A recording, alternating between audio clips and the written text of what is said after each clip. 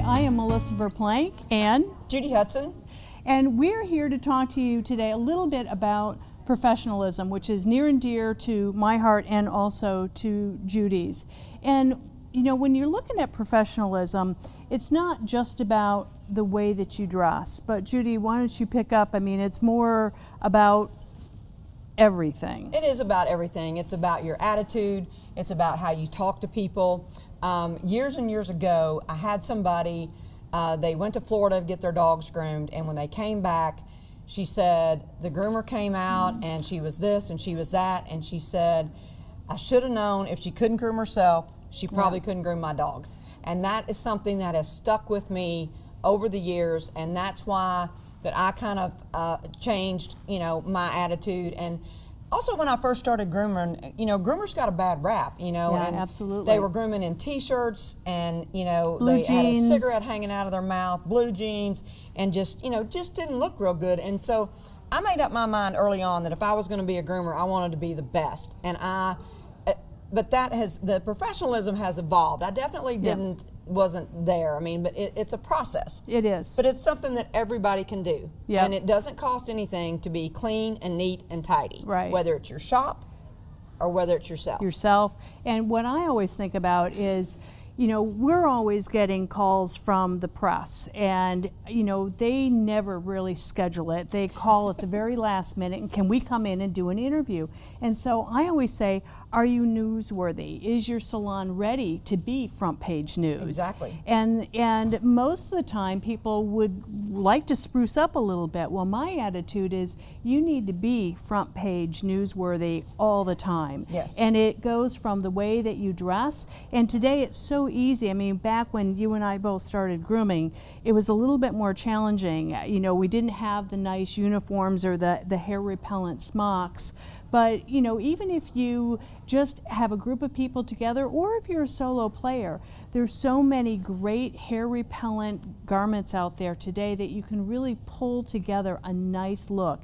And I think it's all in the details. And I think, Judy, every time I see you, your attention to detail is phenomenal. And you always present a really sharp, very professional image. Thanks. And it goes from just not only the way that you dress, but down even to some of the details, you know, earrings.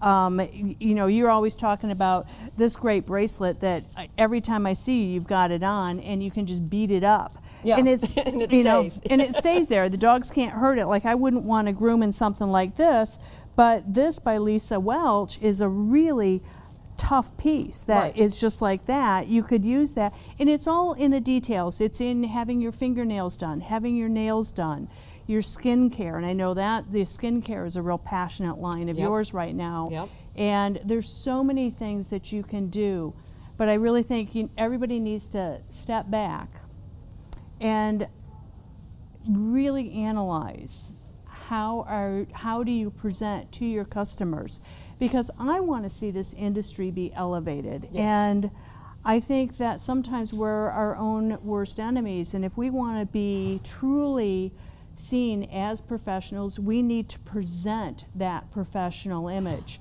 When you go into your hairstyling salon, how do the stylists present when you go in to get your hair cut? Oh, they're always dressed very nice, and you know, their hair's done, and they say a hairstylist is kind of like a dog groomer, that, you know, our dogs and our kids always need their hair cut, and our dogs always need a bath. But no, it's very clean, it's very neat, and you and I just had an experience at the nail place across the street. We did. It's one of the best places. Their professionalism, the cleanliness, the products that they used, everything was top notch. The service was above board. Yeah, absolutely. And so when I'm thinking about how, you know, our clients are treated in any of my businesses, and I have multiple, and you're always out there and you're talking to so many different people, I love to see, it just makes me happy when I see it. That sounds like one of your words, it just makes me happy. But it makes me happy when I see a salon that is so pulled together, and that attention to detail, all the way from the way that the individuals present themselves to the salon, to the service. Yeah. And that's like, that was the first thing. As soon as I got back, I was like, I have to find Melissa. I have to tell her about this place because she's going to love it. Yeah. And as soon as she came back, she was like, you were right. It was so good. It was amazing. And yeah. so, and I know as groomers, you know, we go out and, you know, we may not look the best at the end of the day if we've had a Samoyed blowing coat at the end of the day. Yeah. And we all do it. And we all groom those dogs that they peed on the table, they pooped on the table, and we don't feel real glamorous at the end of the day. But you can start out looking your best. And that's, you know, you make those little steps. So. And you watch it all throughout the course of the day. So if you truly want to be successful, pay attention to those details. Be that front page newsworthy.